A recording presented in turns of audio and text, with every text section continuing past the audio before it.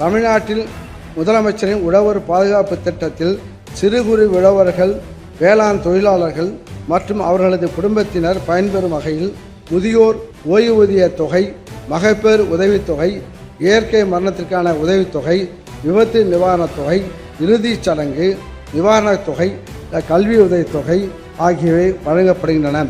வேளாண்மையை நம்பியுள்ள நிலமற்ற வேளாண் தொழிலாளர்களின் வாழ்வாதாரம் சாகுபடி காலங்களில் கிடைக்கும் பணிகளை பொறுத்தே அமைகிறது.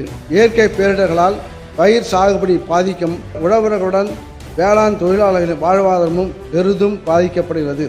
இதனை கருத்தில் கொண்டு நிலமற்ற வேளாண் தொழிலாளர்களுக்கு விபத்து மரணத்துக்கான இழப்பீடு 1 லட்சம் ரூபாயிலிருந்து 2 லட்சம் ரூபாயாகவும், விபத்தினால் ஏற்படும் உடல் உறுப்பு இழப்பிற்கு நிதி உதவி 20,000 ரூபாயிலிருந்து 1 லட்சம் ரூபாயாகவும், இயற்கை மரணத்துக்கான நிதி உதவி 20,000 30,000ஆகவும், இறுதி சடங்கு செய்வதற்கான நிதி உதவி 2,500 ரூபாயிலிருந்து 10,000 ரூபாயாகவும் உயர்த்தி வழங்கப்படும்.